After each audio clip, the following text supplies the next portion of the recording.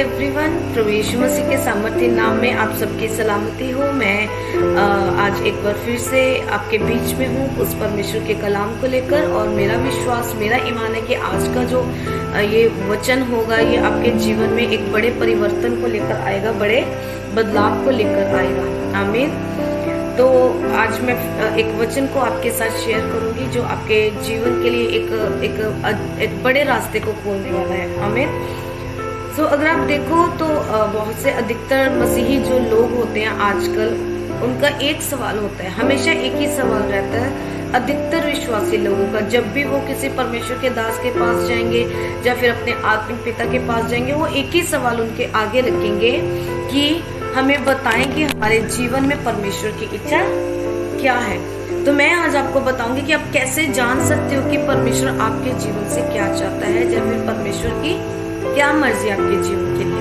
तो उसके लिए आपको मेरे साथ पढ़ना होगा मत्ती चैप्टर 8, जिसमें कोढ़ के रोग को चंगा करना। आपने बहुत बार इस वचन को पढ़ा होगा, लेकिन जो वेद परमेश्वर ने मुझ पे जाहिर किया, उस वेद को मैं आपके साथ शेयर करूंगी।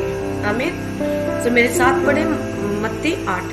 उसमें लिखा कि जब वह उस पहाड़ से उतरा तो एक बड़ी भीड़ उसके पीछे हो ली, और देखो एक कोढ़ी ने पास आकर उसे क्या किया, उसे प्रणाम किया और कहा कि हे प्रभु, यदि तू चाहे तो मुझे शुद्ध कर सकता है। यीशु ने हाथ बढ़ाकर उसे छुआ और कहा कि मैं चाहता हूँ कि तू शुद्ध हो जा, और वह तुरंत कोढ़ से शुद्ध हो गया। आमीन।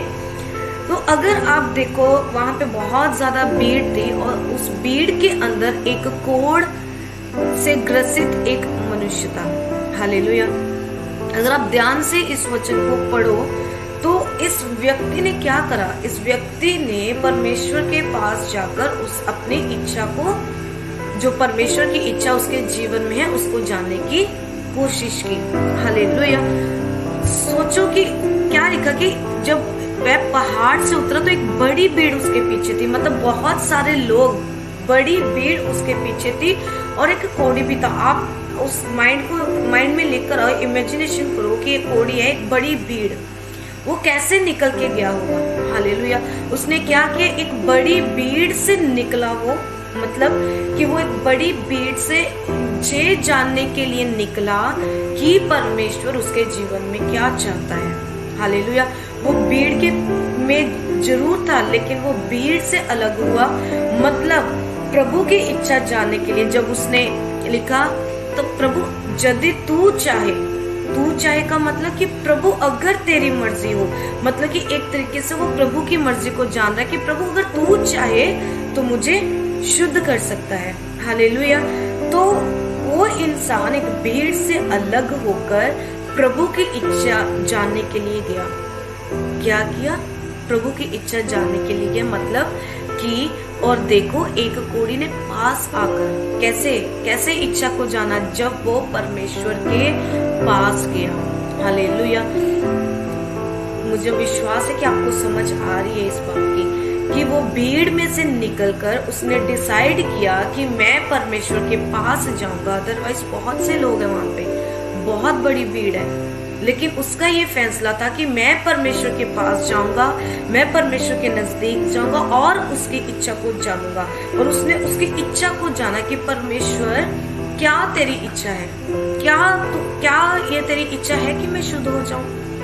आज के विश्वासी लोग क्या करते हैं, सिर्फ अपने पास्टर पे या फिर और लोगों के ऊपर डिपेंड रहते अपनी प्रार्थना के लिए। खुद वो परमेश्वर के पास नहीं जाते, खुद वो लड़ाई को नहीं लड़ते। अगर आप लोग जानना चाहते हो कि प्रभु की क्या मर्जी है आपके जीवन में, तो आपको उस भीड़ से अलग होना पड़ेगा। भीड़ का मतलब है कुछ चीजों को आपको साइड पे लीव इट करना पड़ेगा, आपको अलग से आना पड़ेगा और एक रिश्ता प्रभु के साथ बनाना पड़ेगा, पास जाना पड़ेगा। भीड़ में से निकलकर, इस दुनिया से निकलकर आपको प्रभु के पास जाना पड़ेगा और उसकी इच्छा को जानना पड़ेगा। हालेलुया। परमेश्वर के दास आपके लिए प्रार्थना करते हैं, लेकिन जो रास्ते खुलते हैं तब जब आप खुद प्रभु के पास जाते हैं, वो जबरदस्त वे होते हैं और जल्दी उत्तर आता है आपका। हालेलुया। मैं ये नहीं कहती कि आप अपने प्रार्थना निवेदन अपने अगुए या फिर अपने दास को ना दो, आप दो, लेकिन साथ ही साथ आपको खुद को क्या करना पड़ेगा, आपको खुद को प्रभु के पास जाना पड़ेगा, उसके नजदीक जाना पड़ेगा ये जानने के लिए कि प्रभु तू क्या चाहता है, इस बीमारी के विषय में क्या तू चाहता है, इस मेरे फेलियर के पीछे तेरी इच्छा क्या है परमेश्वर, मैं तेरे लिए क्या करूं। आपको पास जाना पड़ेगा परमेश्वर के। देखो तो कोड़ी कैसे निकल के परमेश्वर के पास गया होगा। उसने कहा कि परमेश्वर अगर तू चाहता, इफ यू वांट, अगर तू चाहता है, उसने प्रभु को प्रेफरेंस दी कि प्रभु का तेरी इच्छा हो, तो उसने जानने की कोशिश की और इसीलिए परमेश्वर ने फिर जाहिर किया कि हाँ मैं चाहता हूँ। हालेलुया। कितनों को समझ आ रही है। पहले उसने बोला कि प्रभु तू क्या चाहता, उसने ये नहीं बोला कि हाय प्रभु मेरे को ठीक कर दे, प्रभु तेरे को नहीं पता मैं कितने उसने इमोशनली वो प्रभु को नहीं किया, उसने इमोशंस के साथ प्रार्थना नहीं की। उसने बोला कि प्रभु अगर तू चाहता, पहले उसने डिसाइड किया कि मैं भीड़ में से निकलूंगा, प्रभु के पास जाऊंगा और प्रभु की इच्छा को जानूंगा। और ऑब्वियसली परमेश्वर ने बोला कि हाँ मैं चाहता हूँ, ये प्रभु की इच्छा थी कि वो कोर्ट से शुद्ध हो गया। हालेलुया।